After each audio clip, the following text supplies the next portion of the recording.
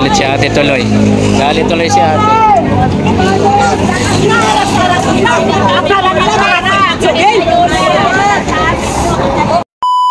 Hindi nga napigilan ni ate ang manggalaiti sa galit sapagkat di nga pinayagan na magtipon-tipon dito sa malilim na lugar ang mga grupo ng DDS at marami pang kadahilanan. Sa kanyang pagkagalit at sa pagkakataon na ito, medyo napaalarma na rin ang ating ilan sa mga kapulisan at 2 pulis nga ang lumapit kay ate at siya ay kinausap nito. Itong isa naman ay hindi napigilan ng umiyak sa napakaraming dahilan at sa paglapit nga ng 2 pulis. Ito ang mga sumunod na nangyayari. Para sa buong detalye, panoorin natin ang full video. Ate. Umiinit kabayan. Dali lang, saglit lang ha. Kasi medyo nagiging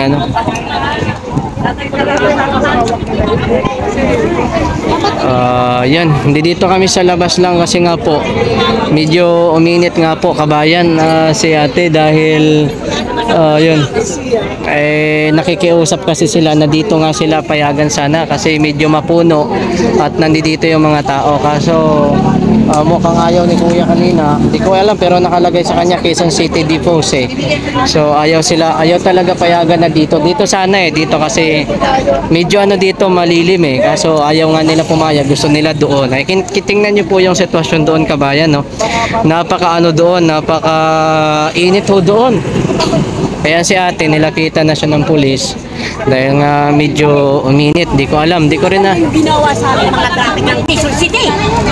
Si ate galit na galit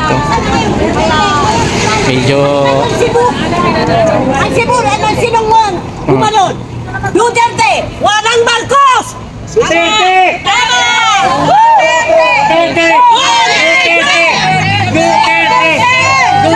medyo umiinit kabayan.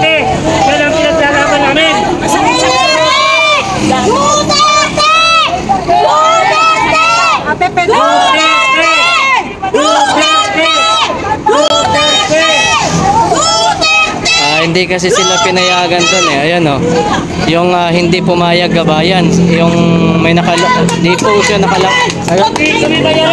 hindi kami bayan nagalit tuloy si kuya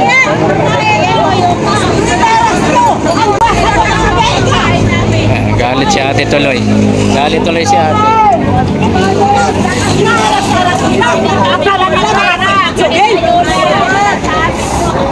kasi nga hindi sila pinayagan dito kabayan dito nga sa ang makaupo sa mga Duterte kung sino nag-aaras namin tingnan natin mga pungan gagalit tuloy si ate bilis na po tayo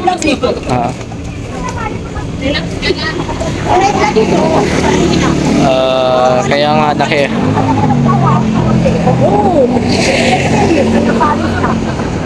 pinatabi ka doon galit tuloy si ate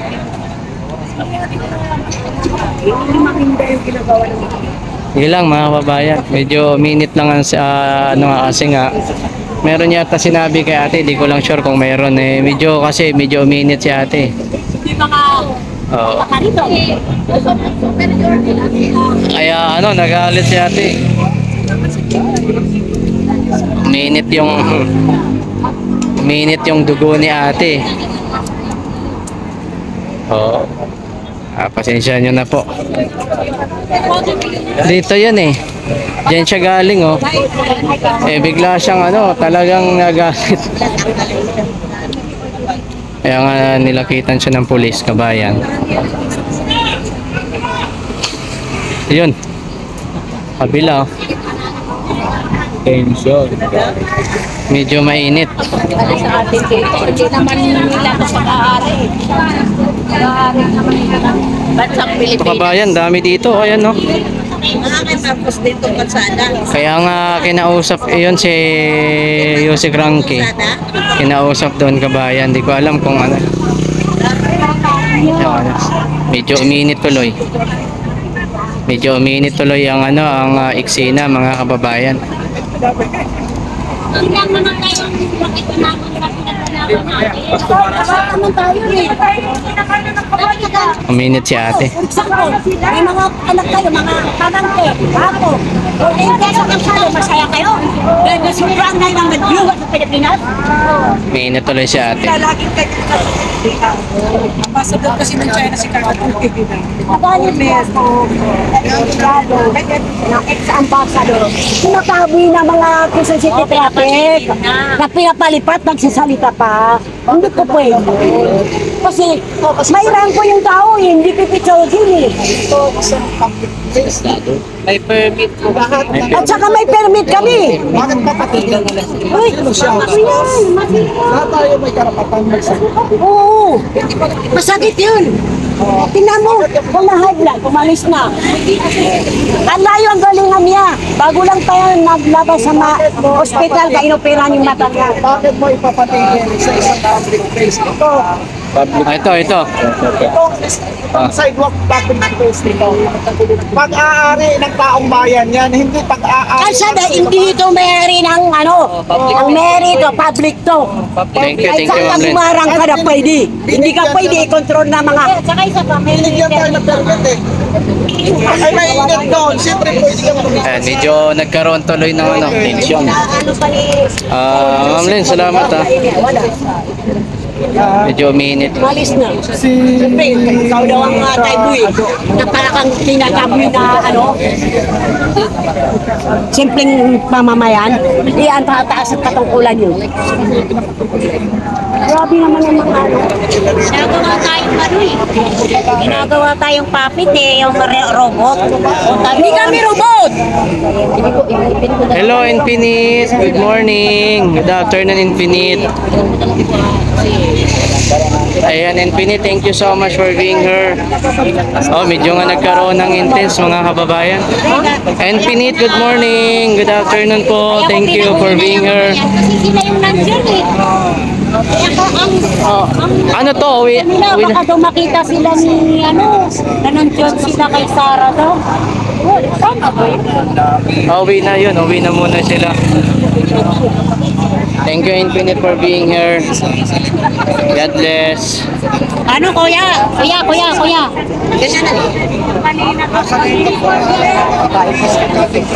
Ayan.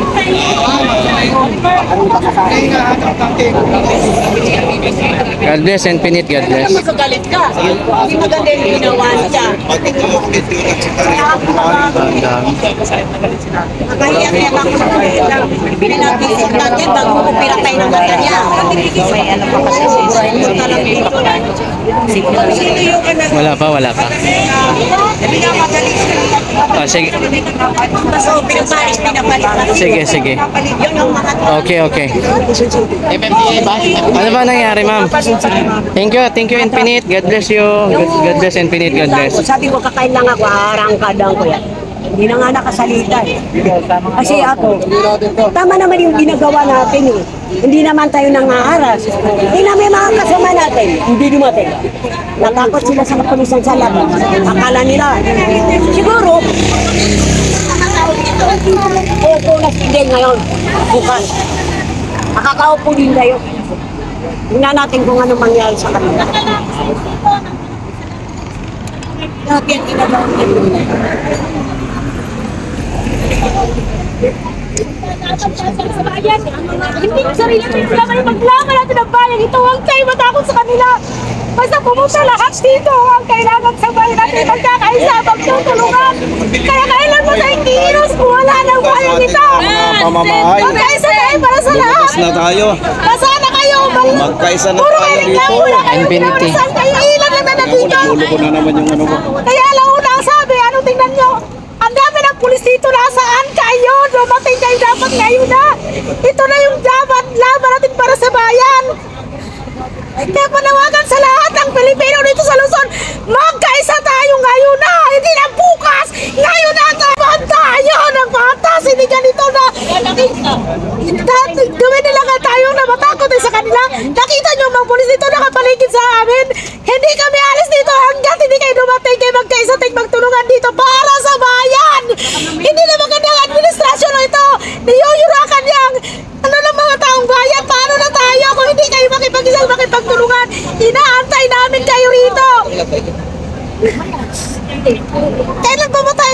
ng loob. Wala na, tayo na lang, ilan na tayo. Tayo, mga Duterte supporters lang ang dawang ipaglaban sa bayan ito. Sobra lang ginagawa sa atin. Hindi na makatao. Ilang taon pa mga antayin natin na ganito. Hindi na pwede, ngayon pa lang lumaban na tayo kung ano kailangan natin. Magtulungan tayo. FJM! Lumaban tayo para sa bayan. Kayo mga nandito ay paglaban natin. Hatay natin mga iba. Kaya yun lang yun. Pag sinuntok mo ng isa, paganti dalawa. Kasi ganito lang yun eh. Kung magpadala tayo sa takot sa kanila, walang mangyayari ang bayang ito. Kaya kailan ba tayo kikilos ngayon na? Hindi kailangan natin sabihin na wala tayong pera, wala. Yun nga natutuwa sa gobyerno nga. Pinaghirap ang Pilipinas para wala nang lumaban sa kanya. Yun ang purpose nun. Kaya kailan ba tayo lulaban? Ito na ang araw. Ito na ang oras. Wala nang bukas. Inaantay namin kayo. Huwag nyo ikatwiran sa akin na walang kayo kasi pareho tayo walang-wala. Kaya ito na ipaglaban na natin ang gobyerno.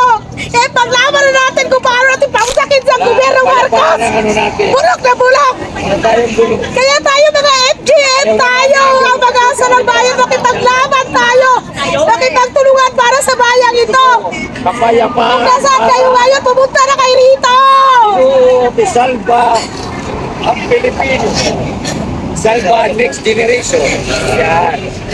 Iyak si ate. Kasi nga parang ano eh. Sa atay natin nagmamayag kami kasi alauna lang gano'n eh. Yung mga uniforme, hindi alam nila yung karanasan ng martial.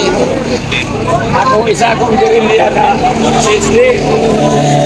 Karanasan ko, Luzon, Visayas, Mindanao.